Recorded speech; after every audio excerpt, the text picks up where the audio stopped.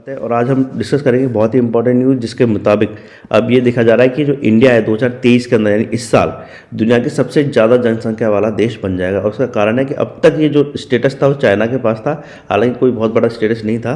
आप यूँ कह सकते हैं कि ये नंबर 1 देश माना जाता था जनसंख्या में चाइना, लेकिन 2023 में चाइना की पॉपुलेशन है वो इंडिया से कम हो जाएगी और इंडिया की पॉपुलेशन चाइना से ज़्यादा हो जाएगी।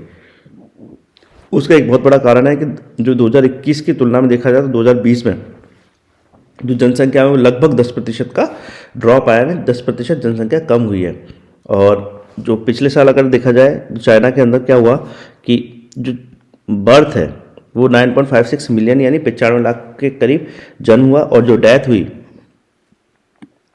वो 10.41 मिलियन यानी 1 करोड़ 41 लाख के करीब हुई। और जो इनकी पॉपुलेशन घटी है वो 8,50,000 2022 में घटी है।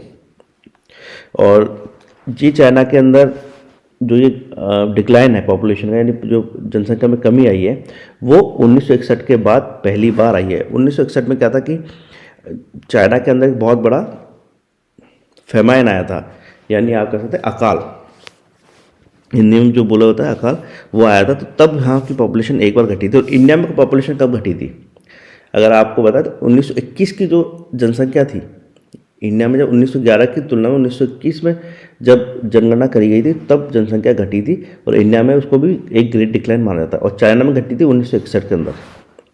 तब माओ जेडोंग जो एक लीडर थे कम्युनिस्ट पार्टी के, तब उन्होंने एक ग्रेट लीप फॉरवर्ड करके एक पॉलिसी बनाई थी। कई बार ये पूछा जाता है, हालांकि राजस्थान के एग्जाम्स में UR और RS के एग्जाम में पूछा जा सकता है, बाकी जो रीट वगैरह में ये नहीं पूछा जाएगा। तो ये जो पॉलिसी थी ग्रेट लीप फॉरवर्ड, ये माओ जेडोंग लाए थे, और उसके फेल होने के बाद ही क्या हुआ था कि जनसंख्या वहाँ घटी थी। अब इसके कारण क्या हुआ है, अब देखिए जनसंख्या घटने के एक फ़ायदा होता है, जनसंख्या घटने के दूसरे कुछ नुकसान भी होते हैं। जो इनकी वर्कफोर्स है, यानी वर्कफोर्स क्या होता है, 16 से 59 की एज वाले जो लोग होते हैं उसको वर्कफोर्स माना जाता है। इसको इम्पॉर्टेंट है, ये याद कर लीजिएगा, ये बहुत ही इंपॉर्टेंट वर्ड है। इंडियन पॉपुलेशन जो इंडिया की जनसंख्या या पॉपुलेशन टर्म्स होता है उसमें भी ये इस्तेमाल किया जाता है। और ये क्वेश्चन कई बार पूछा भी गया कि जो वर्किंग एज पॉपुलेशन कौन सी एज ग्रुप होती है, तो 16 से 59 जो वर्किंग एज पॉपुलेशन है उसको काम करने वाली जनसंख्या माना जाता है। ये पहले क्या थी, 95 करोड़ थी चाइना में, जो अब घट के 87 करोड़ रह गई है। तो इसके कारण क्या हुआ, चाइना के अंदर थोड़ा सा डर भी हुआ कि भाई हमारी जो पॉपुलेशन है एजिंग, यानी जो उम्र दराज लोग हैं वो बढ़ेंगे और काम करने वाले लोग घटेंगे, तो क्या होगा, उम्र दराज लोगों का ध्यान कौन रखेगा। इसको देखते हुए चाइना ने पहली बार, मतलब अगर हम देखें इंडिया चाइना थोड़ा पहले आज़ाद हुआ था, इंडिया थोड़ा बाद में हुआ था, अगर लगभग एक टाइम देखें तो 70 सालों में पहली बार जो था चाइना ने अपनी पॉलिसी को बदला। चाइना क्या करता था, शहर के अंदर कभी भी एक बच्चे से ज़्यादा अलाउ नहीं करता था, और गांव के अंदर 2 बच्चे से ज़्यादा अलाउ नहीं करता था, इसकी पॉलिसी थी। लेकिन घटती जनसंख्या को देख के जो चाइना ने वो अपनी इस पॉलिसी को बदल दिया, और पहली बार अलाउ किया कि शहरों में जो परिवार है, यानी शहरों में जो हस्बैंड वाइफ है, वो 2 बच्चे तक पैदा कर सकते हैं। इससे पहले क्या था कि अगर किसी के 2 बच्चे हो जाएंगे शहर में तो उसको जेल कर देते थे, इतनी हार्श पॉलिसी थी। लेकिन अब उन्होंने इस वन चाइल्ड पॉलिसी को बदल दिया है,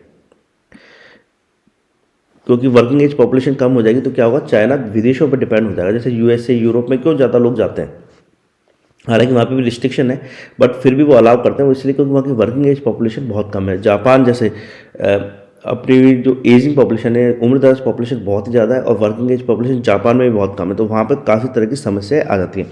इंडिया में खैर अभी तो जनसंख्या बढ़ रही है तो वर्किंग एज पॉपुलेशन बढ़ी हुई है, बट अगर आपको याद हो तो पिछले साल एक रिपोर्ट आई थी जिसके मुताबिक ये देखा गया था कि साल दर साल इंडिया ने क्या है, जो पॉपुलेशन की बढ़ने की संख्या उसको काफ़ी गिरा दिया है। अब इतना गिरा दिया है कि इनफैक्ट साउथ के जो स्टेट्स हैं, यानी केरला, तमिलनाडु, उनके स्टेट्स में देखा जा रहा है कि जो जनसंख्या का बढ़ना और घटना बिल्कुल बराबर हो गया, इससे वहाँ की जनसंख्या नहीं बढ़ेगी।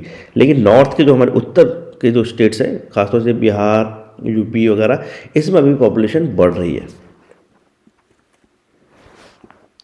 ये हमारे लिए थोड़ी खतरे की घंटी है। चाइना के लिए खैर ये भी खतरे की घंटी होती है, देखिए कि पॉपुलेशन जो है वो कम हो जाएगी। पॉपुलेशन कम हो जाएगी तो काम करने वाले लोग कम हो जाएंगे, तो उससे क्या होता है, उस देश की प्रोडक्टिविटी या इकोनॉमिक जो कहते हैं क्षमता है वो ख़त्म होती है। तो जो कोशिश हमेशा रहती है किसी भी देश की वो रहती है कि जो उसकी बेयर मिनिमम पॉपुलेशन है, यानी एक जो उसका लेवल है उसको वहाँ रखा जाए जहाँ से ना तो उसकी वर्किंग पॉपुलेशन बहुत ज़्यादा घटे, ना उम्रदराज पॉपुलेशन बहुत ज़्यादा बढ़े। Thank you.